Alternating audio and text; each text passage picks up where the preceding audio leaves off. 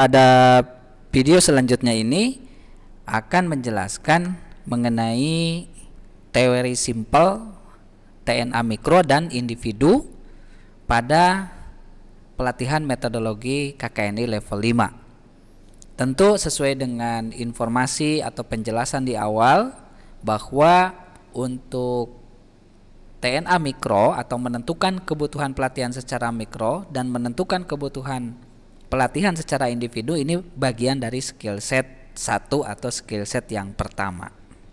Saya jelaskan dulu untuk kedua unit TNA ini secara bersamaan ya. Sekarang saya masuk ke yang ini ya. Materi hari Senin hari ini ada dua ya. Menentukan kebutuhan pelatihan mikro, ya saya sebut saja Training Need Analysis Mikro atau TNA Mikro istilahnya. Kemudian unit yang kedua hari ini adalah unit yang nomor 10 menentukan kebutuhan pelatihan individu atau TNA individu. Jadi ada dua unit. Nah, sehingga nanti tugas prakteknya juga ada dua. Walaupun mengumpulkannya nanti misah-misah ya. Jangan digabung. Tes teorinya juga dua kali nanti. Nah, kalau Bapak dan Ibu sudah download, ada catatan kebutuhan pelatihan mikro yang juga di dalamnya sekaligus saya jelaskan menentukan kebutuhan individu.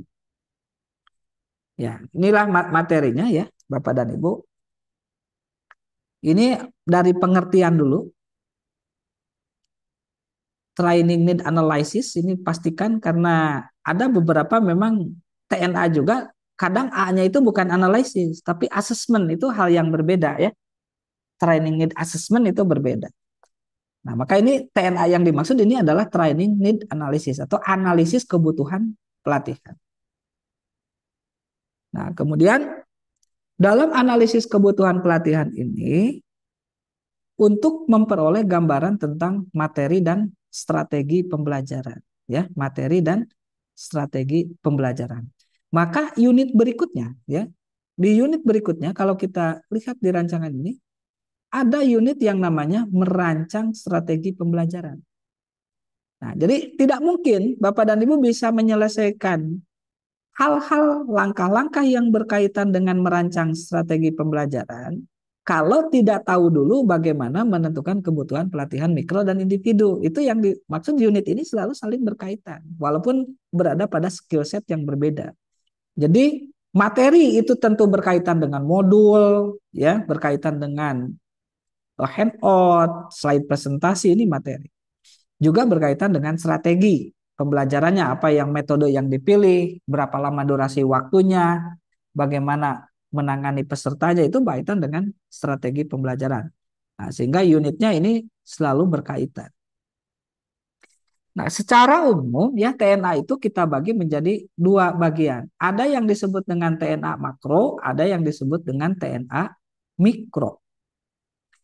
Nah, kalau TNA makro ini biasanya dilakukan melalui pasar kerja ya, atau seperti yang dilakukan oleh BPS, Badan Pusat Statistik, itu mereka juga ada melakukan kebutuhan pelatihan, kebutuhan tenaga kerja yang sifatnya makro karena lebih bersifat geografis atau wilayah-wilayah tertentu ya, seperti kawasan ekonomi misalnya khusus, kemudian daerah-daerah yang banyak industrinya. Nah, itu masuk ke dalam bagian TNA makro. TNA makro ini tentu tidak dipelajari di kita ya, di level 5 tidak dipelajari, tetapi kita akan masuk kepada yang disebut dengan TNA mikro. TNA mikro ini adalah TNA di tingkat organisasi dan di tingkat individu. Sehingga output yang akan dihasilkan pada pelatihan ini ada dua, ada TNA di tingkat organisasi, satu lagi TNA di tingkat individu. Individu ya tingkat orang, kalau organisasi sampai ke sektornya saja, gitu ya. Nah, ini diagramnya ya. Jadi TNA ini dibagi dua, mikro, makro. Kalau makro, kebutuhannya diperlukan untuk kebutuhan pelatihan yang akan datang atau disebut dengan future job. Ya, mungkin ada istilah future job, itu adalah TNA makro. Nah, atau kebutuhannya untuk kebutuhan pelatihan sekarang yang sifatnya lebih generik. Ya, yang saat ini yang lagi tren apa? Nah, itu makro. Yang harus di launching pelatihan untuk pencari kerja apa? Makro. Nah, ini pakainya makro.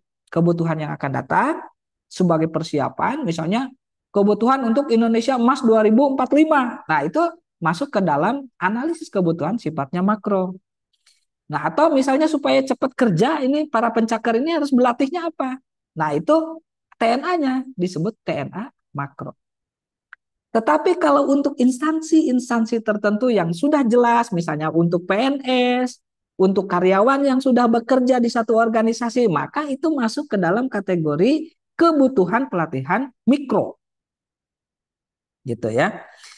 Dan ini terdiri menjadi 3, ada kebutuhan di tingkat organisasi, ada kebutuhan sebagai pada level jabatan, dan kebutuhan tingkat individu. Nah, nanti yang akan kita buat adalah kebutuhan pelatihan individu di unit yang kedua dan kebutuhan untuk tingkat organisasi. Tuh ya. Jadi sudah jelas ini perbedaan antara TNA mikro, TNA makro. TNA mikronya ada 2 ya kategorinya, di tingkat organisasi dan di tingkat individu. Tuh. Nah, ini gambaran proses dari TNA-nya ya. Oke. Ini saya jelaskan yang penting-pentingnya saja yang berkaitan dengan apa yang harus dikerjakan supaya dapat pemahaman. Kemudian ini apa namanya penjelasannya sama dengan yang di atas. Nah, ada yang disebut manfaat TNA itu untuk apa saja. Manfaat TNA itu satu, misalnya untuk memperoleh informasi mengenai kemampuan individu. Terus untuk mengumpulkan uraian pekerjaan, mendefinisikan secara rinci ya untuk kompetensi, mengembangkan dukungan yang diperlukan, dan menyediakan data. Ya paling tidak nanti manfaat dari TNA ini bisa mencakup 5 bagian ini. Nah, ini salah satu kenapa harus TNA, perbedaannya antara melakukan TNA dengan tidak melakukan TNA. Tentu ya, segmentasi dari peningkatan kompetensi itu akan menjadi tidak terarah ketika tidak dilakukan analisis dulu untuk kebutuhan di tingkat organisasi maupun di tingkat individu secara personal ya.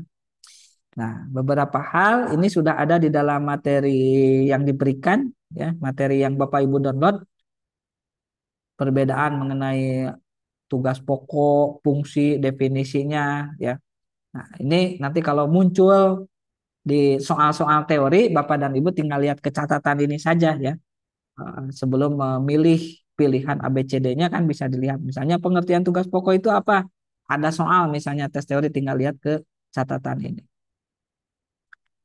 Nah, sekarang Bapak dan Ibu coba lihat ya. Ini yang lebih mendalam adalah membedakan kebutuhan tingkat organisasi dan kebutuhan tingkat individu, karena ini unit yang berbeda ya, pada bagian ini unit yang berbeda.